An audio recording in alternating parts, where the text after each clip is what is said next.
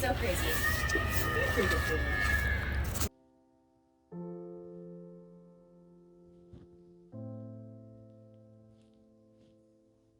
Hello. Hello, everybody. How's everybody doing today? I hope everybody's doing well. We're painting in the sunshine today. You know, painting in the sunshine can actually be somewhat problematic in that you can see in the right-hand corner I've got some sunlight, some direct sunlight on my paper, and that can really hurt your eyes. But my shadow, for the most part, blocked most of what I was doing, and it wasn't a problem. And I was able to thoroughly enjoy the warmth on my back.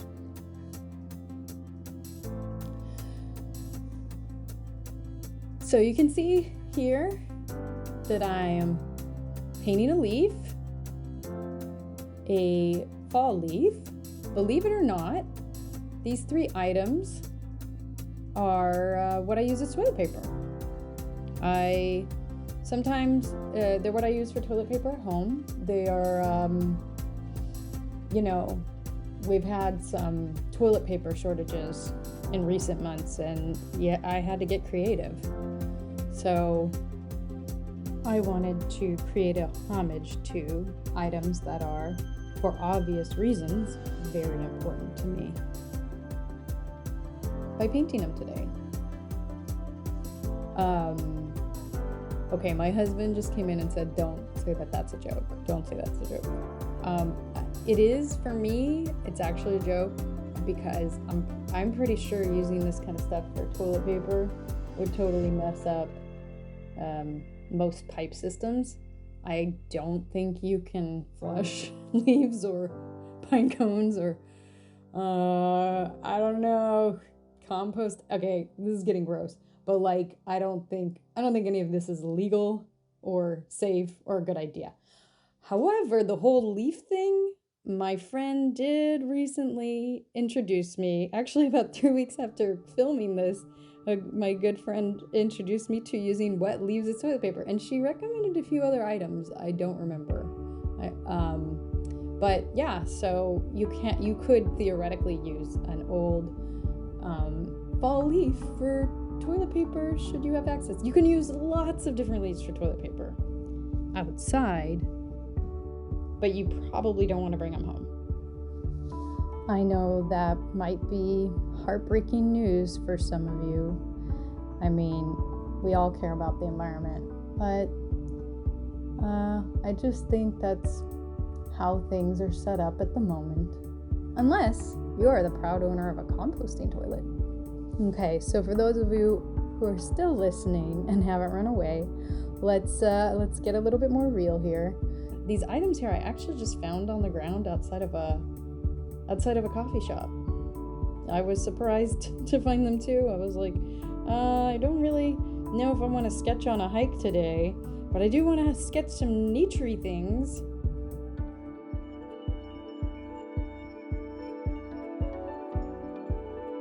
I don't remember if I sketched my coffee cup, the one that's above the Natury items. I'm not sure if I sketched that this day or maybe like a different day, but I was feeling like I had sketched it enough and just really wanted a new subject. So I walked around outside and found these items.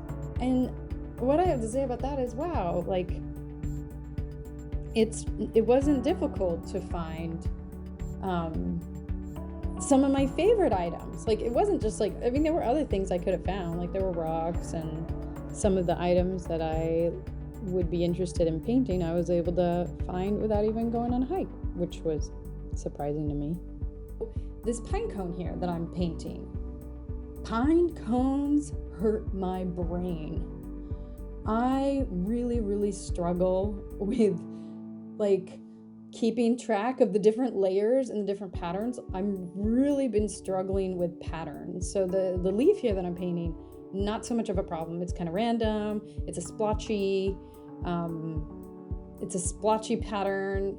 All that really matters for the leaf is that I get the overall essence correct. The Pinecone, if you put the shadows in the wrong place or the highlights in the wrong place, it doesn't look like a Pinecone anymore. It is not recognizable. Working on patterns and being able to really narrow in my focus has been something that I've been working on. I think the pine needles, I painted a pine needle. I don't think I'd painted that in a really long time. I paint fall leaves pretty frequently, but the pine needle I think I made a Christmas card maybe 2 years ago with a watercolor pine needle on it. And I think I've learned a lot since then. And I feel like this one came out the way, I liked the way it came out, and it was pretty effortless.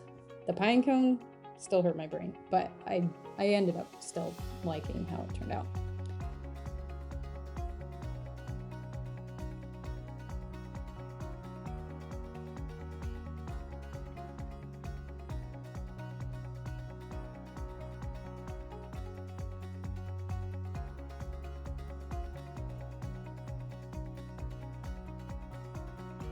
So one of the things I wanted to say a little bit about sketching naturey things is that when you draw something, you're paying attention in a way that you don't in regular life.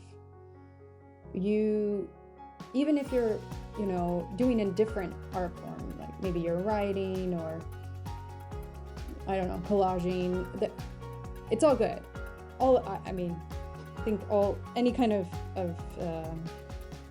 any medium's wonderful to do, but when you're drawing or painting and you're looking at an item, you're really learning so much about it, and you're committing a lot of it to memory in a way that wouldn't be possible with just maybe writing down words that describe the item, for example.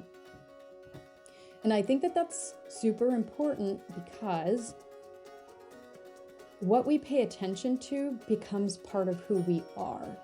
And I wasn't always a naturey person. I mean, I've always been attracted to nature somewhat.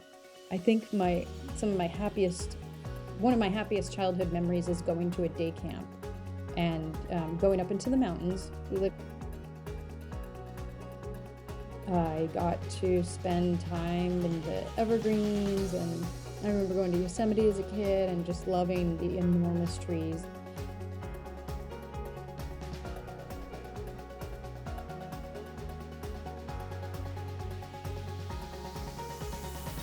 I was really inspired by the environment in the mountains, and living here in the Pacific Northwest is new for me. I've only been here a little over 2 years, and I adore the what's around me. I'm so happy to be surrounded by pine cones, pine trees.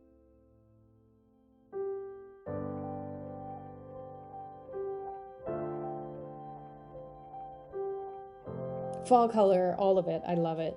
Back to me not always being like a super naturey person. I spend more time outside than I used to because I've been trying to get out more. I've been trying to bring the outside in by having lots of plants in my home. I've tried to get outside every day, even if it's cold and raining and wet and I don't want to go outside. I try to take a walk anyways, no matter what I have to interrupt.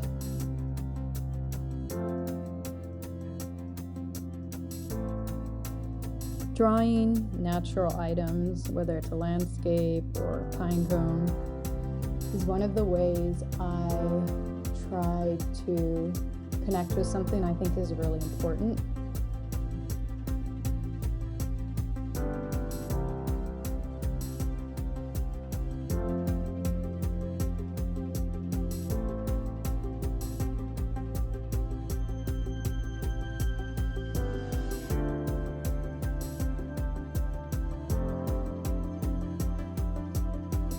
So thank you all for joining me during this drawing session.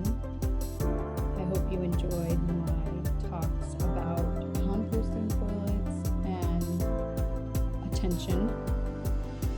And hopefully we'll see you in the next one. Bye.